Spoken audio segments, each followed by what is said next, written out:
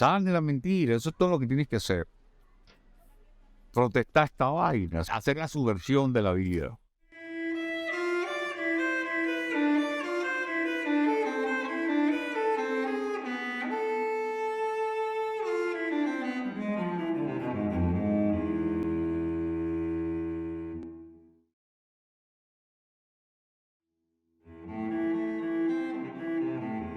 Vivo en Caracas, Venezuela, en un lugar de Sabana Grande al que llamamos La Cuadra.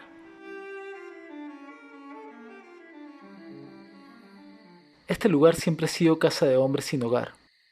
Antes del profe tuvimos al primo, quien se fue, según dicen, por diferencias con algunas personas peligrosas. Por allá por el 2011 empezó a dormir en la esquina de los indigentes alguien que se quedaría en nuestra memoria para siempre.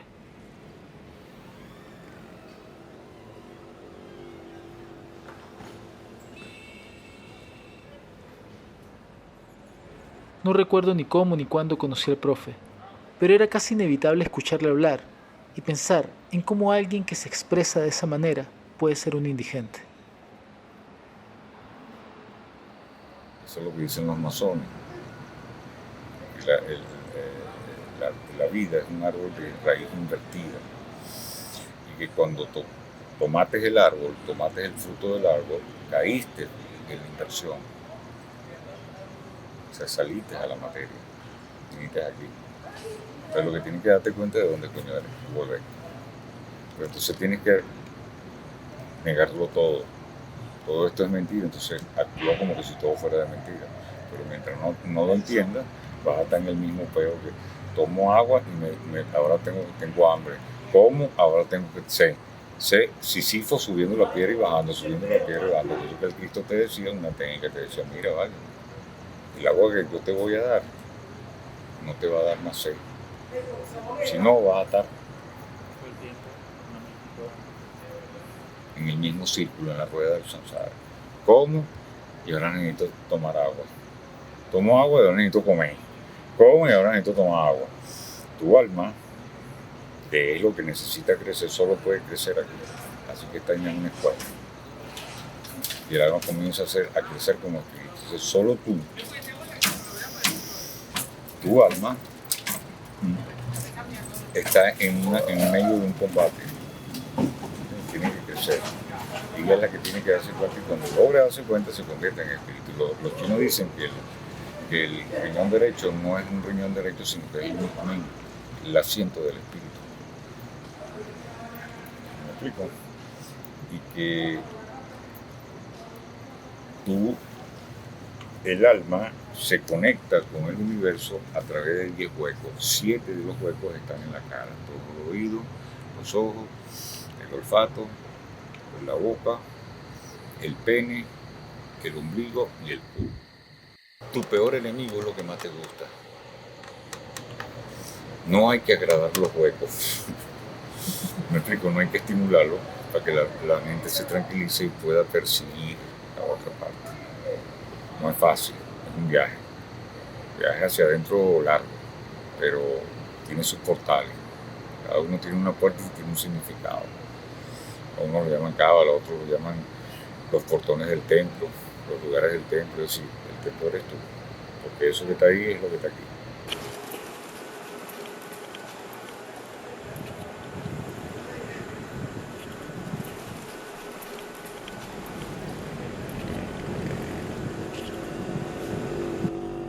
La vida no es reflexiva ella en sí misma, pero uno sí es reflexivo ante ella. Y a mí me tocó, en algún momento de mi vida, tomar algunas decisiones de esa reflexión. Yo tenía solo dos caminos. El primer camino, amigo, era que yo tendría que ser un idiota útil o tendría que ser un loco. Y ante esas dos opciones, preferí ser loco. Porque el loco, en primer lugar, hace lo que los demás no hacen o no hace lo que los demás hacen. Y en segundo lugar, no es alguien que tenga que condenar la vida a una prisión de intenciones constante. Y eso es, para mí, el signo de la libertad.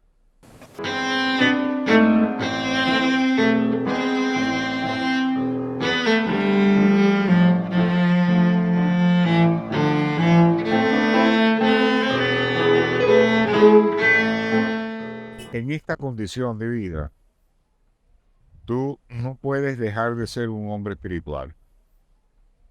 Es decir, sin que tú lo quieras y aún no queriéndolo, es imposible que no empieces a tener un sentido de las cosas espirituales.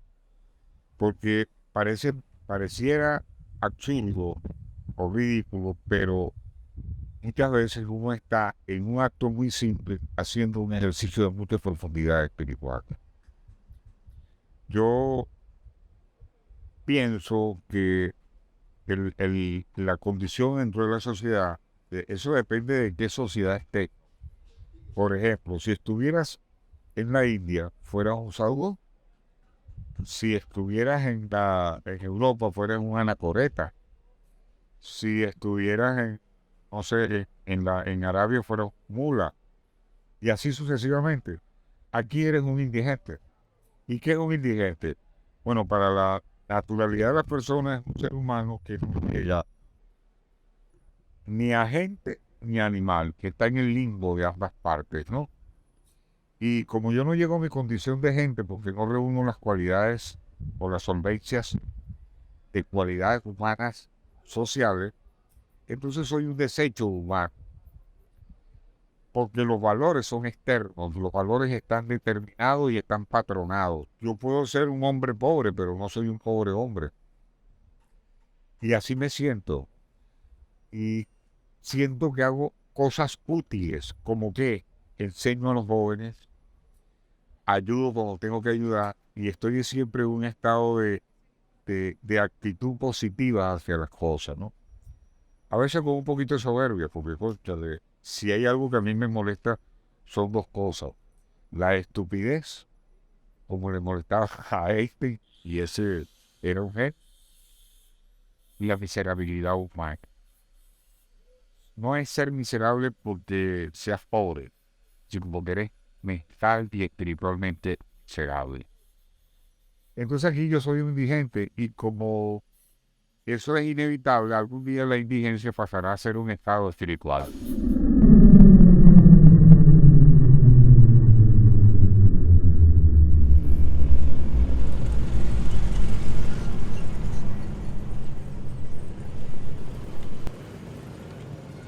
El profe nunca me dejó grabarlo en las duras circunstancias que implicaban la decisión de vivir en la calle, como a veces tener que comer cosas de la basura, algo que no parecía afectarle demasiado. Siempre estaba sonriendo, aunque dependía de la limosna para el alimento.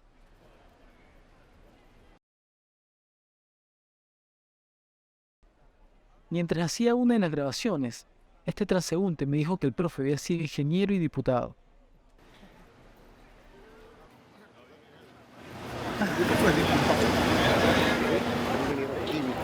¿Fue diputado?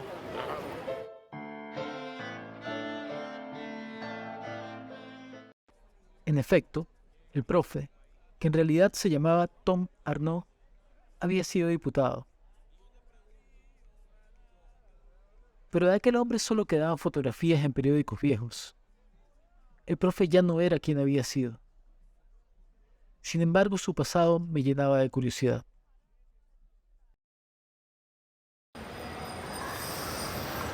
Cuando yo era niño,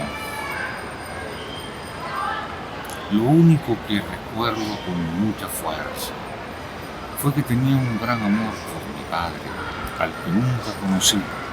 Pero había un profundo amor impresionante que no lo puedo ni explicar entre ese ser y yo, que murió cuando yo tenía 4 años. Me llegaron para verlo, pero yo salté todo techo, toda cosa y llegué hasta donde estaba su urna. Perdí lo que más amaba, mi padre, sin saber por qué. Mi madre me vino a buscar, me llevó a cabina, solo recuerdo que había un ruedo de esos que se usan en los autobuses para entrar a donde estaban las residencias, por eso supongo que era como cabinas. algún pozo petrolero, algún campo petrolero. Seguro que mi madre se consiguió un hombre por allá que está más o menos estabilizado en la industria petrolera. Pero mi relación ahí fue tortuosa. Yo no sabía por qué. El hombre que se casó con mi madre tenía un hijo de ella. Cuando él traía una lechosa a la casa, al hijo le daba la lechosa y a mí me daba las pepas. Terminó por violarme 3 veces. Hasta que mi madre me sacó, me trajo aquí a Caracas, me llevó a una cosa que llamaban el Consejo Venezolano del Niño, un tribunal. Y me dijo, mira, yo vengo a entregar a este niño al gobierno porque yo no lo quiero.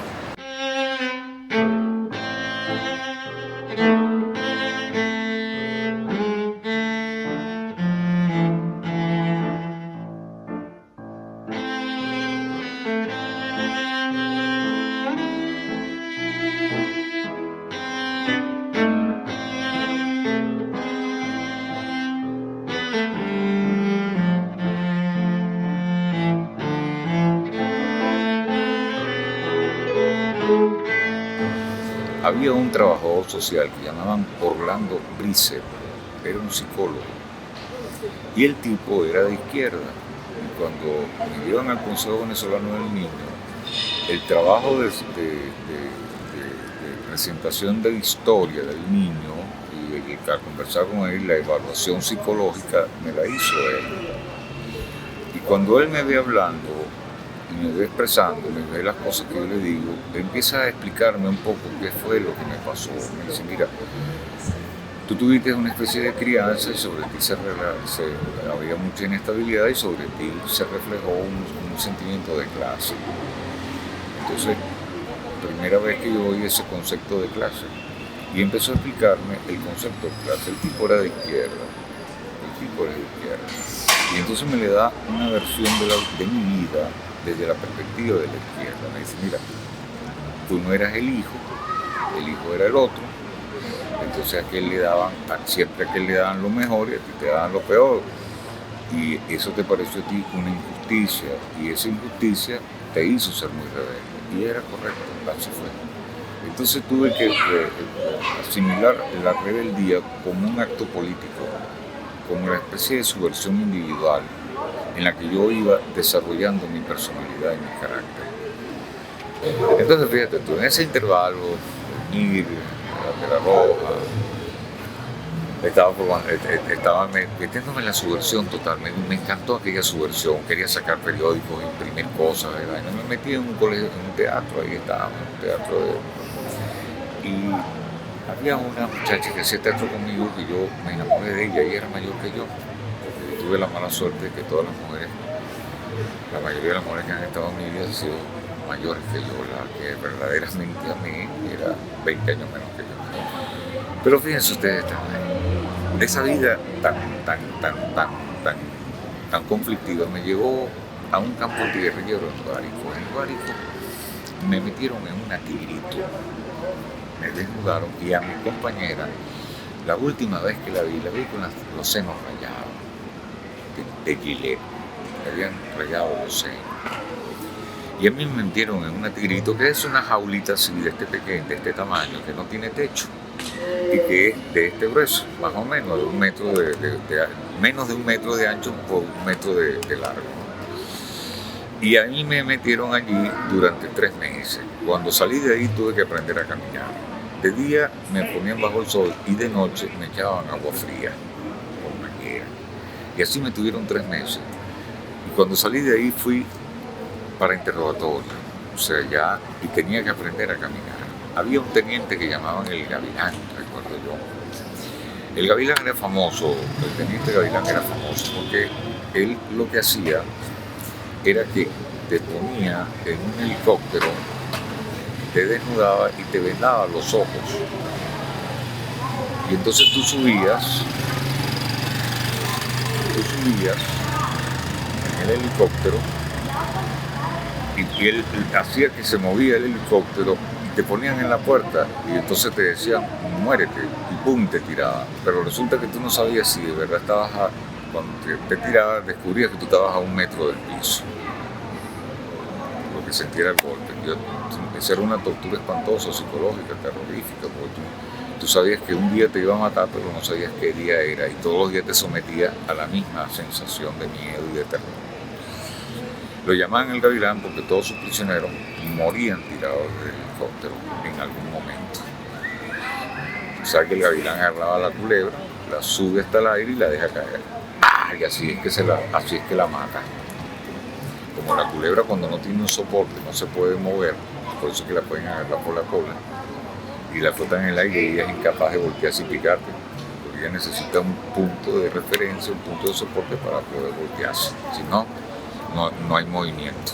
Entonces, por eso es que tú puedes agarrar una culebra por la cola y él ya no te va a mover, no puede voltearse. Si la mantiene en el aire, si la pones en el piso, el coñazo va a ser espantoso. Vas a tener que salir corriendo y llamar a tu mamá. Pero oye, una de las cosas que me hicieron fue que me amarraron en un árbol de esos que tienen pullitas, y había un teléfono que llamaban un teléfono de magneto, de esos de perillo, ¿no? Él tenía el voltaje. Lo que te mata es el amperaje, no el voltaje. El voltaje lo que te da es el trancazo. Y me metieron 2 cables entre los dientes, entre la mandíbula, cerré la boca y me pusieron un tape. Y entonces cada vez, y me amarraron desnudo en la pata de espina. Cada vez que me pegaban el mamonazo, el brinco para arriba era espantoso, y las rayas en todo el cuerpo parecía un rayado, parecía una cortina de esa de algodón, de lino. Estaba rayado por todos lados de tanto que brincaba, y ahí me quebraron todos los dientes, me quedé prácticamente sin dientes. Esas fueron las torturas. Me salvó un diputado, al cual no quiero mencionar, involucrar personalmente a nadie, que yo estaba empatado con su hija. Ese diputado logró conseguirme y me salvó la vida de alguna manera, lo hizo. Pero lo cierto fue que no morí. Seguí estudiando, seguí peleando, seguí montando y fui estudiando. Mis estudios fueron de todo tipo, pero esa es la parte que no quiero contar.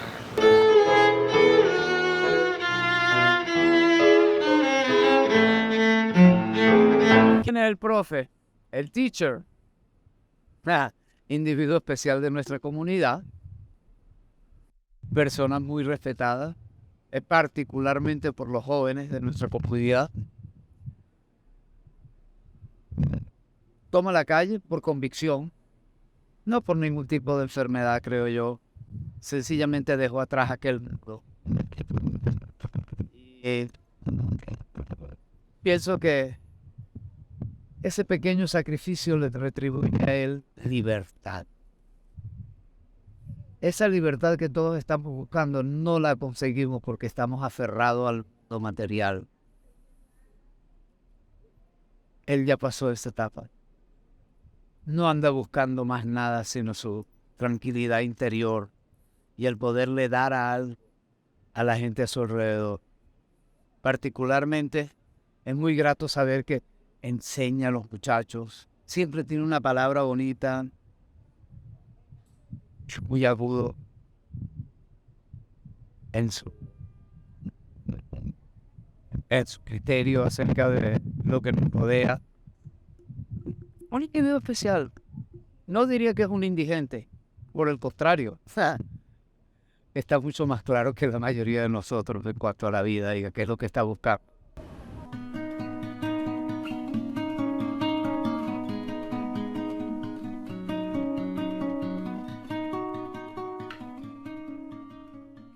Para mí el profesor es alguien muy importante.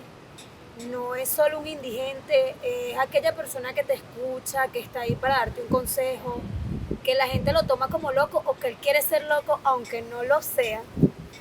Para mí es alguien que en mi vida ha significado muchísimo, sobre todo al momento de pedirle un consejo a alguien muy sabio, muy inteligente, que ha vivido muchísimas experiencias de vida y que a pesar de que vive en la calle, para mí es una persona ejemplar, con sus cosas buenas y sus cosas malas, porque sí, a veces se le cruzan los cables y te dice vaina que tú dices, no. Pero es tremenda persona. Siempre que yo lo he necesitado, el profesor ha estado allí. Mientras estuvo en la cuadra, el profe sobrevivió a un par de ataques. y 2 puñaladas que le dieron por indigente, pero no pudo con una infección en la garganta que le llevó a la muerte un 18 de agosto.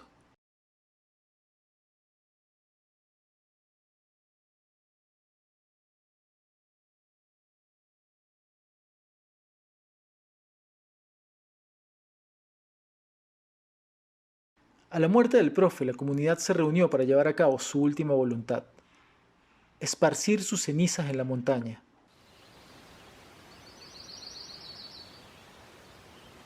Fuimos auxiliados por su hija y yerno, quienes corrieron con los gastos de cremación y nos consiguieron transporte.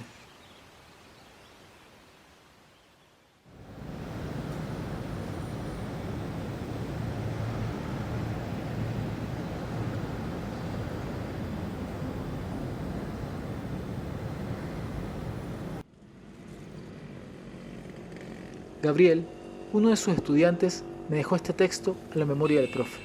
Necesitamos la complicación de las eventualidades y la distorsión de ellas para sentirnos presentes y vivos. Solo aquel que experimenta la vida observándola desde la periferia muere en vida, y es aquel capaz de comprender el gran absurdo.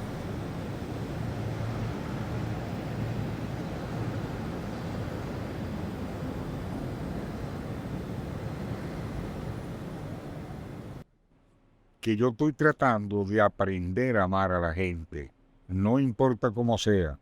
Y miren que es difícil, de verdad. Pero por eso es que te da el summa cum laude, el amar al prójimo. Ahí es el punto de la máxima felicidad. No importa quién seas ni cómo eres. Amarte.